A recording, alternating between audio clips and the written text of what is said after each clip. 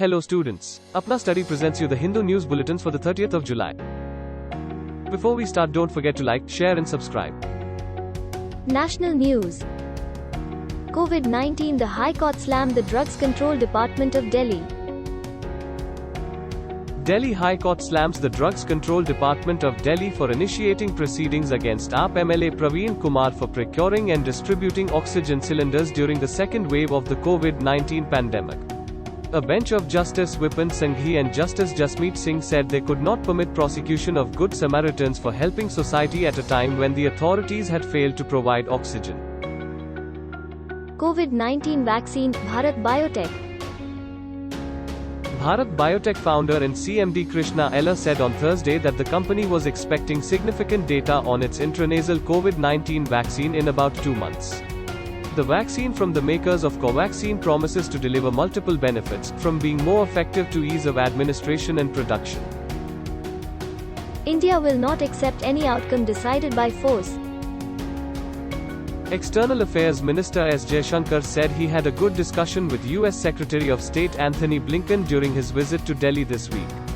He said India was seeking to right historical wrongs, and freedom should not be treated as non-governance. Judicial independence in the district judiciary. Additional Sessions Judge Uttam Anand was on a morning jog in Dhanbad, Jharkhand.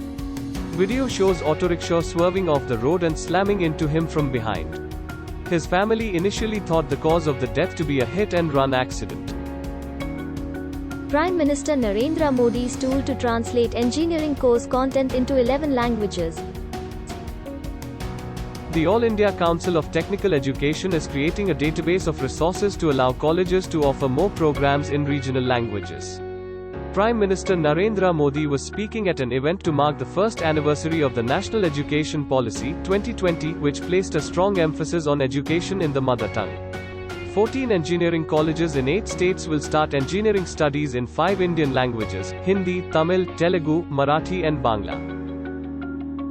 The New Delhi-Jammu dialogue, is it a deadlock?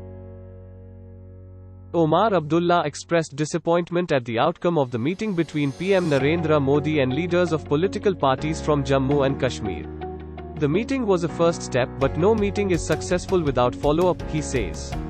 The J&K administration terminated 11 government employees and booked a national conference activist under the Public Safety Act. Lok Sabha passes 2 bills.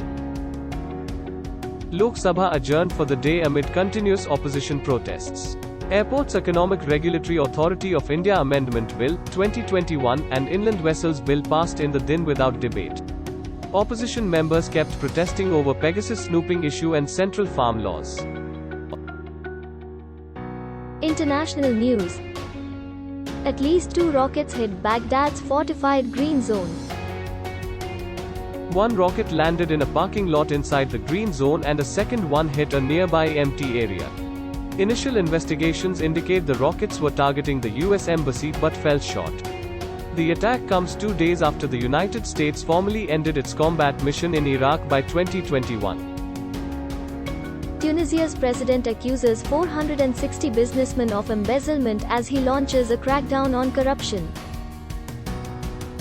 Tunisian President Kais Saied accuses 460 businessmen of embezzlement. He says they owe $4.9 billion to the state, citing findings of a commission of inquiry into graft under former dictator Zine El Abidine Ben Ali. Mr. Saied seized all executive powers on Sunday and suspended parliament for 30 days. Turkey offers to protect Kabul airport after US forces leave. Hamid Karzai International Airport offers the safest route for embassy staff and humanitarian aid to reach the war-torn country. Its fall could leave Afghanistan largely cut off from the world. US President Joe Biden called an end to Washington's 20-year involvement by ordering all troops out. China and the US meddling in Tibet. US Secretary of State Antony Blinken met with a representative of the Dalai Lama in New Delhi on Wednesday. China's foreign ministry in Beijing has hit out at the United States, saying, Tibetan affairs are purely China's internal affairs that allow no foreign interference. Russian border guards to be stationed along Armenian-Azerbaijani border. Armenia and Azerbaijan fought a 6-week war last year over the breakaway region of Nagorno-Karabakh. The conflict claimed some 6,500 lives and ended with a Russian-brokered ceasefire that saw Armenia cede territories it had controlled for decades. 3 Armenian soldiers were killed in fresh border clashes with Azerbaijani forces on Wednesday. Business news. Government borrowings crowd out private sector fundraising. SEBI whole-time member G. Mahalingam stressed bond markets had an important role in supporting the economy's rebound at a time when banks were overburdened from the overhang of non-performing assets. No doubt, a good part of the bond market gets crowded out by the government issuances of close to about 14 rupees minus 15 lakh crore, he said. There is now evidence that savings are pro-cyclical with growth. So this is the crowding in effect of infrastructure, especially government-led capital spending, Dr. Subramanian said. India's economic rebound is refocused.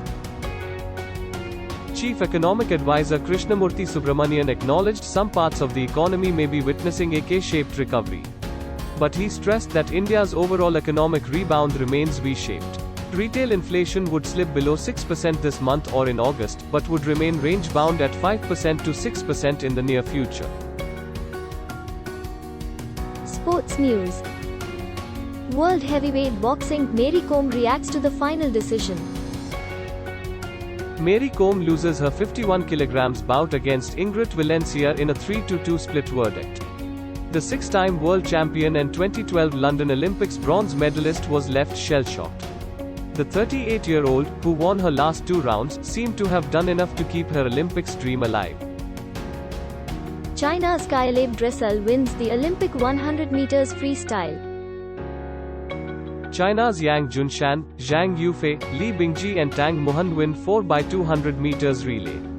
US star Kaileb Dressel adds 100 meters freestyle crown to his 2 world titles. Zach Stable-Taiti Cook becomes first Australian to win Olympic 200 meters breaststroke crown in 64 years.